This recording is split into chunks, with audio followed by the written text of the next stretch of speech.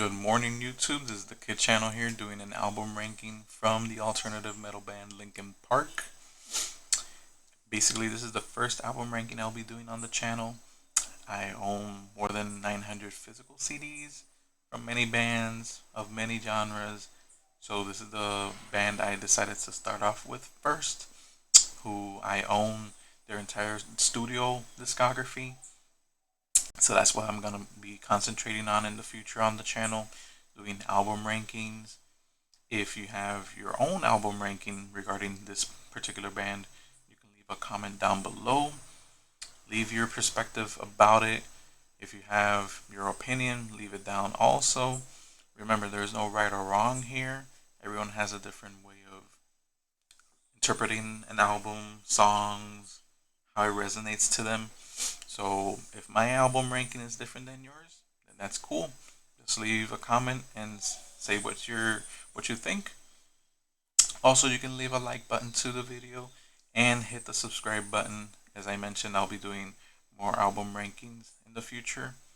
So, just to give you a little bit of a breakdown, Linkin Park is an alternative metal band formed in the late 90s with Mike Shinoda, Brad Delson, and Rob Borden. Then they brought into the fold Joe Hahn, Dave Farrell, and then Chester Bennington after his departure from his previous band, The Grey Days. And after this particular album, Hybrid Theory, the rest is history as far as their success goes. Right now, they currently have a new female singer whom they released an album last year after 6 to 7 years with Chester's death. So they're moving forward with someone new. Let's see what the future unfolds with the band. And I'm going to be doing an album ranking from worst to best. And as I mentioned again, leave a comment down below with your opinion. So I'm going to start off with number 8 on the album ranking, One More Light. I do not go back to this album at all. I listened to it once and I just can't stomach it. Um, it's very moody. It's not really up tempo at all. The songs, for me at least, they don't strike me as interesting. Even after they released the even after they released the One More Light live album, which they played songs from this album, I didn't even like it at all either. So I can't even mention any song that I like from the album. This is a Japanese import. And yeah, that's why I have it ranked as their worst because there's no song at all that I can go back to and say, like, oh, let me re listen to this at least once more or anything like that. So that's my number 8. My number 7 is going to be Living Things, released in 2012. When I first listened to this album, I thought of it as very electronic, more so than their previous albums, even more so than A Thousand Suns. And it wasn't interesting at first, but then upon doing the album ranking, I decided to re listen to it, and I was like, yeah, you know what? This is not as bad as I first thought it was. Highlight songs from the album to me are Lost in the Echo, Lies, Greed, and Misery. I go back to it quite a lot on a monthly basis. Castle of Glass is a really good album. I'm sorry, it's a really good song. Victimize is an intense type of song. Very short, under 2 minutes long only, but it packs a punch when you listen to it. And, there's other songs that I don't really like from it, like Tin Foil, Powerless wasn't for me a song worth closing the album with. In My Remains is okay. So yeah, this is number 7 for me. Number 6, their recently released studio album with the female singer From Zero.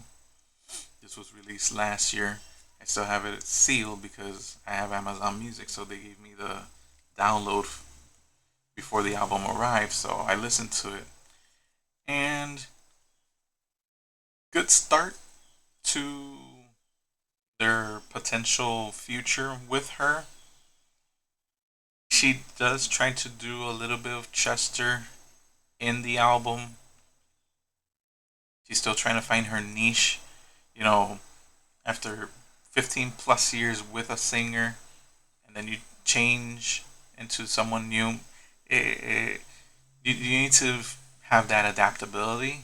And I didn't find it to be bad, but it has taken me a while to sort of like understand this new formation of the band. And they also have a new drummer as well, which Rob Borden decided not to record with the band and not be in the band at all. So you have two new people in the band now. Songs to me, The Emptiness Machine is a great song, one that they released before announcing the album. Two Face is one that I go back to a lot just because I like the catchiness of it. And Heavy as the Crown, good song. She does a little bit of Chester towards the end. Um, but yeah, this is an album that I don't find it bad as many others would think of it to be. So that's why I have it number 6. Number 5, Minutes to Midnight, released back in 2007. At first, when I bought this album, when Borders were still around, I found it to be a little bit of a disappointment just because it had a lot of mellow songs that when you listen to the first two albums, you're like, this didn't have that many. So it kind of took a while for it to grow on me. But then when I re listened to it, I was like, okay, yeah, these songs are not the way I thought of them to be. Highlights, Given Up, great song. Chester with the growl that he does for more than 10 seconds. I mean, gives me goosebumps every time I listen to that. Leave Out All the Rest is a great follow up mellow song. Bleed It Out is an anthem esque type of song. Um, what I've done, I do not like it at all. It's one of the singles that they released. Didn't like it when they released it. Still don't like it at this point. And The Little Things Give You Away is a great song to close the album off with. So that's my number 5. My number 4, I'm gonna go with The Honey Party, released in 2014, 2 years after Living Things. This one has um, some guest artists on the album. So it's not just them playing, it's also them with other artists. Paige Hamilton from Helmet is in the album. Rakim, Darren Malakian from System of a Down, Tom Morello from Rage Against the Machine. This album to me, if it wasn't because of the other three, I would have ranked this number 3. Simply because I like it's a better follow up to what they did with Living Things, but it incorporates a mixture of their first 4 albums. Songs to me that I go back to a lot is War, fast paced. Chester, brings it out with the intensity. Wastelands is really good. Until It's Gone has a little bit of Meteora in it. It sounds like a song that could have come off of easily that album. A Line in the Sand is a great closer. So this is my number 4. Number 3, sorry. I go to A Thousand Suns. This is the CD DVD combo. Also Japanese import. This album I would say it's quite perfect, to me at least. One gripe that I do have about the album is I wish it didn't have too many interludes. It has close to four, five interludes, and they're not even interludes that last a lot. So I would have preferred them to have limited that to at least two, maybe three. But when you do more than three, that's like overkill for me. But other than that, this album is quite perfect to me. When They Come for Me, Waiting for the End, Blackout, Riches and Kings is one I mostly listen to in the car when I drive. The Catalyst. I mean, you just can't go wrong with this album. But it is ranked number three on their album rankings for me.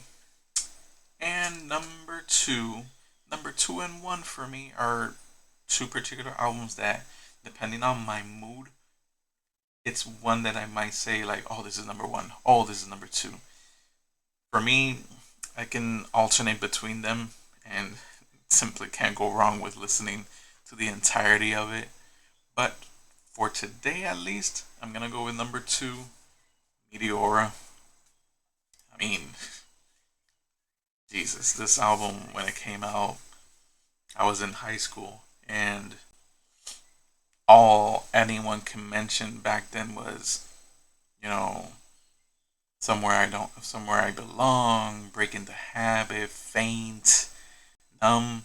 Those were the four songs that they released as singles, and they they just didn't go wrong after that. I mean, but for me, gems on the album that people might not mention that often.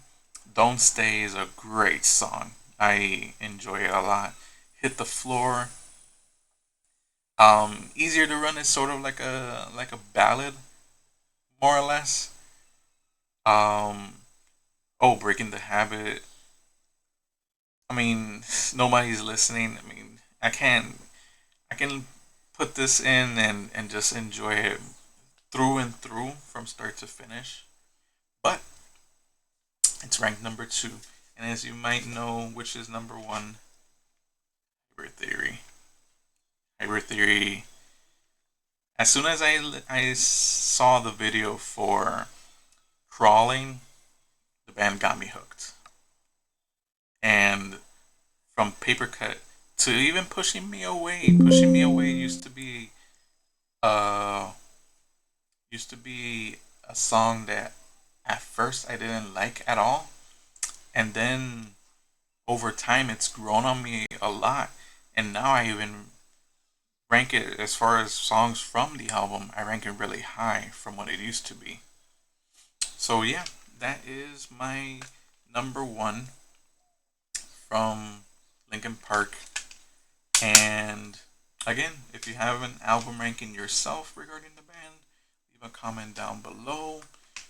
Give me your opinion on their discography, and I hope you enjoyed the video.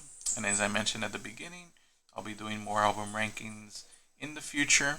So have a good day on YouTube.